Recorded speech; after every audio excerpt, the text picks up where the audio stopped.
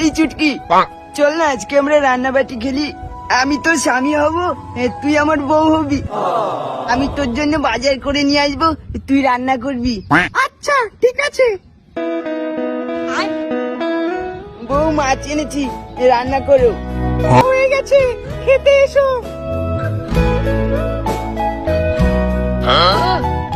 এই চুটকি, চল না আমরা প্রেম প্রেম খেলি।